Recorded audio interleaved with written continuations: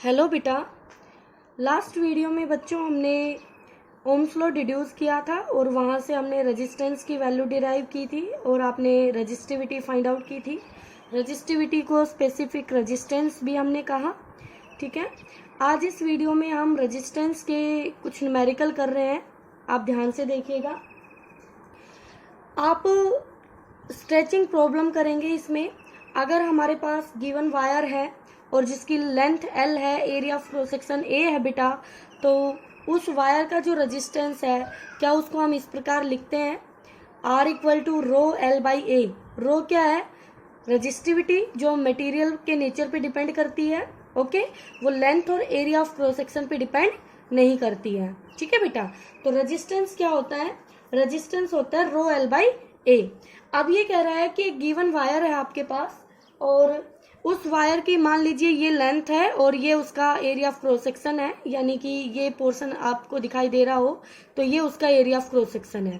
ठीक है, अगर इस वायर को आप ऐसे स्ट्रेच कर दें, खींच दें, तो खींच देंगे तो खींचने से क्या होगा बेटा?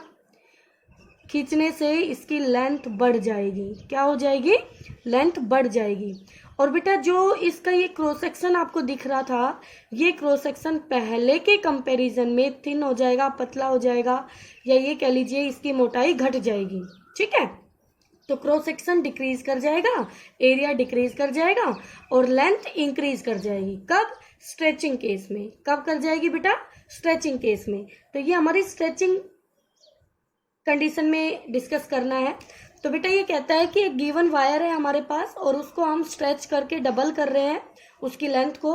मान लीजिए किसी की लेंथ L गिवन है तो आपने उसको खींच के 2L कर दिया है, खींच के 2L कर दिया है। तो कहता है कि उसका नया रेजिस्टेंस बताइए क्या होगा और उसकी रेजिस्टिविटी क्या होगी। ठीक है, तो ये हमें करना है।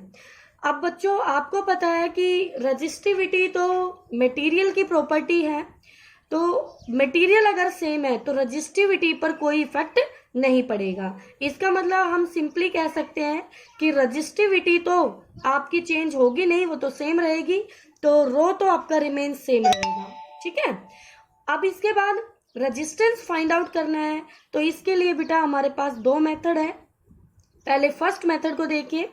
फर्स्ट मेथड में हम क्या करेंगे, सिंपली आपने यहां से R equal to rho L by A लिया, ये आपका रेजिस्टेंस का फॉर्मूला है। अगर L चेंज होगा तो area of cross section A भी चेंज होगा बेटा, और अगर किसी फॉर्मूले में यहाँ पर एक टर्म भी चेंज होती है तो जिस वो टर्म चेंज होगी तो उस पर डिपेंड होने वाली क्वांटिटी भी चेंज होगी। तो ये रेजिस्टेंस क्या आ जाएगा? नया रेजिस्टेंस। तो उसके लिए नई लेंथ और नया एरिया ऑफ क्रॉस सेक्शन। ठीक है बेटा, अब हमने कहा कि जो नई लेंथ है वो पहले वाली लेंथ के डबल है। ओके ठीक है, तो हमें क्या पता कि जो नया एरिया ऑफ क्रॉस सेक्शन है वो पहले वाले का हाफ है। बताओ बेटा कैसे पता चला आपको ये हाफ है? तो ये आपको यहां से पता चलता है बेटा कि आपके पास कोई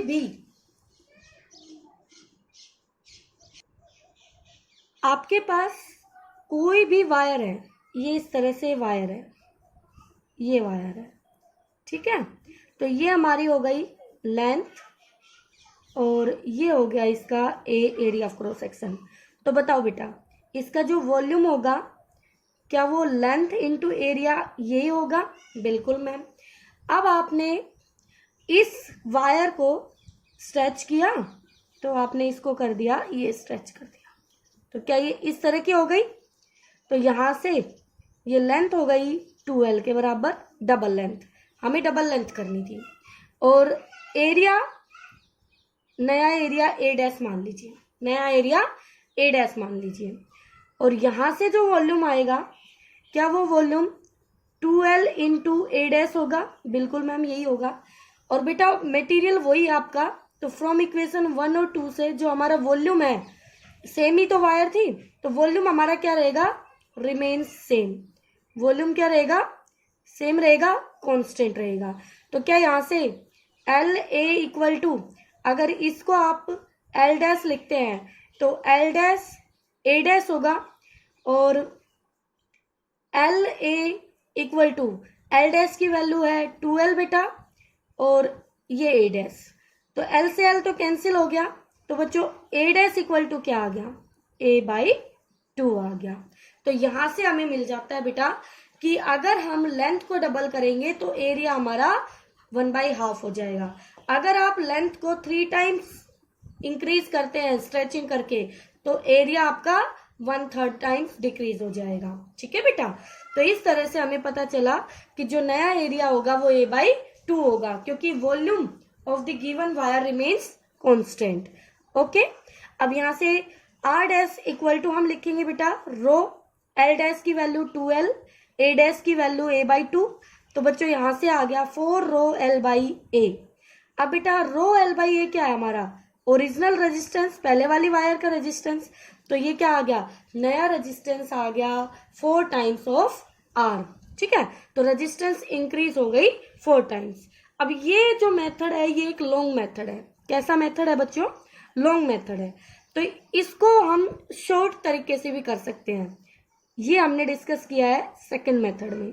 किसमें किया बच्चों, सेकंड मेथड में। अब देखिए सेकंड मेथड में क्या है, अगर आपका रेजिस्टेंस R है, यहां देखिए एक बार फिर से, अगर आपका रेजिस्टेंस R है और उसको आप लिख रहे हैं रो l/a, और यहां पर आपने क्या किया, लेंथ को डिस्कस कर रहे हैं तो मुझे एरिया से मतलब नहीं है, मतलब गिवन है लेंथ डबल की है तो एरिया मुझे नहीं पता कितना है। ठीक है, तो क्या मैं इसको ऐसे कर लूं बेटा, लेंथ से मल्टीप्लाई और लेंथ से डिवाइड कर सकती हूं।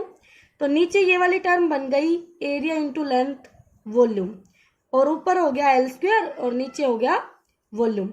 अब बेटा R जो है, R वाले फॉर्मूले में 3 फैक्टर है, एक तो रजिस्टिविटी है, एक लेंथ है, एक वॉल्यूम है। लेंथ चेंज हो रही है बट वॉल्यूम चेंज नहीं हो रहा है।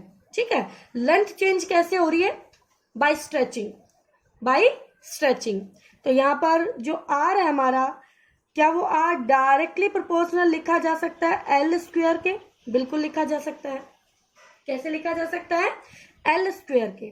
ठीक है, तो बेटा अगर हमारा R लेंथ के स्क्वायर के डायरेक्टली प्रोपोर्शनल है और L को हमने डबल किया, तो बोलिए बच्चों R कितना हो जाएगा, तो L डबल होगा तो यहाँ पे 2L रखोगे तो उसका स्क्वायर क्या वो 4L² होगा। तो यहाँ पर क्या आ गया, पहले से 4 टाइम्स आ गया। तो आप इसको इस तरीके से भी निकाल सकते हैं बेटा। तो गिवन अगर लेंथ है तो हमने लेंथ के डायरेक्टली ले लिया, हमने लेंथ से मल्टीप्लाई डिवाइड किया, नीचे वॉल्यूम बनाया, तो ये l² के प्रोपोर्शनल हो गया। ठीक है, अगर गिवन एरिया होता तो हम एरिया के टर्म में कर लेते। कैसे कर लेते, देखिए एक बार, अगर हमारे पास स्ट्रेचिंग या फोल्डिंग आती है किसी वायर की तो वहां पे वॉल्यूम क्या हो जाता है बच्चों, V कांस्टेंट। तो उसका जो रेजिस्टेंस है उसका फॉर्मूला रो l²/v, अभी तो आपने बनाया, क्योंकि R होता है रो l/a और लेंथ से मल्टीप्लाई लेंथ से डिवाइड, तो ऊपर बना l² और नीचे बना v। अगर यहीं पर रो a से मल्टीप्लाई a से डिवाइड कर दे बेटा तो ऊपर l इंटू a, देखो l था, l इंटू a वॉल्यूम, तो ऊपर वॉल्यूम और नीचे एरिया का स्क्वायर। अब बेटा ध्यान से देखो, एरिया को लिखोगे πr², लेकिन ये एरिया का स्क्वायर है तो π² r का पावर 4। और अगर r को डायमीटर की टर्म में पुट करें तो डायमीटर और रेडियस में रिलेशन होता है r इक्वल टू d/2, तो d/2 की पावर 4, तो नीचे 2 की पावर 4 पलट के ऊपर गई तो क्या वो 16 हो जाएगी। तो यहां से आप डायरेक्टली ध्यान रख सकते हैं कि स्ट्रेचिंग या फोल्डिंग है तो हमारा r l² के डायरेक्टली प्रोपोर्शनल, a² के इनवर्सली प्रोपोर्शनल, r की पावर 4 के इनवर्सली प्रोपोर्शनल, डायमीटर की पावर 4 के इनवर्सली प्रोपोर्शनल। अब क्वेश्चन में कुछ भी गिवन हो, डायमीटर हो या रेडियस हो या एरिया हो या लेंथ हो, तो आप यहां से डायरेक्ट क्वेश्चन कर सकते हैं बिल्कुल शॉर्ट मेथड से। ओके, एक छोटा सा क्वेश्चन है आपके लिए। एक वायर है, उसको स्ट्रेच किया गया है इस तरह से कि उसका डायमीटर हाफ हो जाए। अब आपको पता है डायमीटर का रिलेशन क्या है, डायमीटर हाफ हो जाए। डायमीटर हाफ होने का मतलब हमने स्ट्रेचिंग की है, अगर ये मान लो नहीं बताता तो आप खुद सोच के बता सकते थे कि डायमीटर घट रहा है, तो डायमीटर स्ट्रेचिंग केस में घटता है ना कि फोल्डिंग केस में। ठीक है बेटा, तो न्यू रेजिस्टेंस आपको फाइंड आउट करना है। ओके बेटा, उसके बाद रजिस्टिविटी का रिलेशन दे रखा है यहाँ पे। अलॉय जो है, इसमें अलॉय के अंदर क्या होती है, आपकी 2-3 मेटल मिक्स होती है, तो अलॉय की रजिस्टिविटी ज्यादा होती है मेटल की रजिस्टिविटी से। अलॉय की रजिस्टिविटी ज्यादा होती है मेटल की रजिस्टिविटी से। अब देखिए इसके कैसे क्वेश्चन है। हाँ बेटा, क्वेश्चन आपका क्या दिया हुआ है, हमारे पास 2 वायर है, एक कॉपर की है बेटा और एक मैग्नानिन। बेटा कॉपर मेटल होती है और मैग्नानिन आपकी अलॉय होती है। दोनों की लेंथ सेम गिवन है और दोनों का रेजिस्टेंस भी सेम है। हमें बताना क्या है बच्चों, हमें ये बताना है कि कौन सी वायर थिकर होगी। ठीक है, तो ये बताना हमें कि थिकर कौन सी होगी। तो बच्चों कुछ भी नहीं है, सिंपल सा है। रेजिस्टेंस होता है रो एल बाई ए, तो थिकर बताना है, इसका मतलब मोटाई से रिलेट करना है, इसका मतलब एरिया ऑफ क्रॉस सेक्शन की बात हो रही है। तो बेटा एरिया लिख लिया हमने रो एल बाई ए। ठीक है, रो रजिस्टिविटी, भाई 2 अलग अलग मटेरियल है तो रजिस्टिविटी अलग अलग होगी। एल लेंथ, लेंथ बच्चों सेम है, दोनों की सेम लेंथ, देखिए सेम लेंथ गिवन है। आर रजिस्टेंस भी बेटा सेम है। ओके, तो बेटा एल और आर तो सेम हो गया, तो रजिस्टिविटी पर डिपेंड करेगा एरिया ऑफ क्रॉस सेक्शन। तो ये हो गई रजिस्टिविटी। ठीक है, अब बताइए जी, अलॉय की रजिस्टिविटी ज्यादा होती है मेटल से, तो बच्चों जिसकी रजिस्टिविटी ज्यादा होगी तो उसका एरिया ऑफ क्रॉस सेक्शन भी क्या होगा, ज्यादा होगा। ठीक है, तो ए ज्यादा होगा अलॉय का और ए मेटल का कम होगा। तो यहां से आप निकाल सकते हैं। ये यहाँ एरिया सेम देख के लेंथ भी पूछ सकता था बेटा आपसे, तो उस केस में आपको लेंथ लेना था, फिर आप एरिया दूसरी तरफ भेज देते और उससे आप देखते कि कौन सी लॉन्गर होगी कौन सी शॉर्टर होगी फॉर द सेम रेजिस्टेंस। ठीक है बेटा, आप ऐसे भी देख सकते हैं, जैसे ये आपका रेजिस्टेंस है rho L by A. Okay, तो यहां से ये एरिया ले लिया, या थोड़ी देर के लिए ये समझिए, आपके पास एक कॉपर है और एक मैग्नानिन है। यहां से हमें बताना है रजिस्टिविटी मैग्नानिन की ज्यादा होती है और कॉपर की रजिस्टिविटी कम होती है। ठीक है बच्चों, कॉपर की रजिस्टिविटी कम होती है। अब हमें आर सेम करना है, यानी आर सेम करना है, एल सेम है, एल सेम है। तो बेटा 2 टर्म है आपके पास, एक रजिस्टिविटी एक एरिया। ठीक है, और आर इक्वल रखना है, तो इन दोनों टर्म से आपको करना है, अगर किसी की रजिस्टिविटी ज्यादा है, किसी की रजिस्टिविटी ज्यादा है, तो उसका एरिया ऑफ क्रॉस सेक्शन भी आपको ज्यादा लेना पड़ेगा, ताकि वो क्या करे, कंपनसेट कर जाए। किसी की रजिस्टिविटी कम है तो उसका एरिया भी कम लेना होगा, तभी तो दोनों का आर इक्वल हो सकता है। बेटा ये थोड़ा सा सोचने के ऊपर डिपेंड करता है, अगर आप समझ पा रहे हैं तो ठीक है, नहीं तो आप फॉर्मूले से कर सकते हैं। ओके, आगे देखिए बेटा, एक छोटा सा न्यूमेरिकल है। क्या दिया हुआ है, एक वायर दी गई है जिसको 30% इंक्रीज कर दिया है स्ट्रेचिंग करके, और पूछा है रेजिस्टेंस में परसेंटेज चेंज क्या होगा। किसी भी क्वांटिटी का परसेंटेज चेंज निकालने के लिए क्या हम ऐसे करते हैं, फाइनल माइनस इनिशियल अपॉन में इनिशियल इंटू 100%। बोलो बेटा, और क्या इसको ऐसे लिख सकते हैं, फाइनल अपॉन इनिशियल -1 इंटू 100%। तो बच्चों ये फॉर्मूला आपको यही दिख रहा होगा, R2 final resistance, R1 initial resistance -1 into 100%, ये आपको देगा परसेंटेज चेंज इन रेजिस्टेंस। ठीक है, तो उसके लिए हमें R1 R2 की वैल्यू निकालनी होगी। तो देखते हैं गिवन क्या है। गिवन है कि जो स्टार्टिंग में अगर लेंथ L1 है इनिशियली, ठीक है, तो रेजिस्टेंस R1 है। लेंथ अगर L1 है तो इसके लिए रेजिस्टेंस R1 है। अब लेंथ को 30% इंक्रीज किया बेटा, तो पहले लेंथ L1 है, 30% और बढ़ा दो इसमें, तो आपका आ गया 13/10 L1, इतने टाइम्स इंक्रीज हो गई L2। ठीक है, तो लेंथ अगर 13/10 L1 है तो रेजिस्टेंस R2 है। ओके, और रेजिस्टेंस का रिलेशन होता है लेंथ के साथ कब, जब स्ट्रेचिंग केस होती है। स्ट्रेचिंग है बच्चों directly proportional to L square. क्या होता है, directly proportional to L square. ठीक है बेटा, तो यहां से R directly proportional to L square in stretching.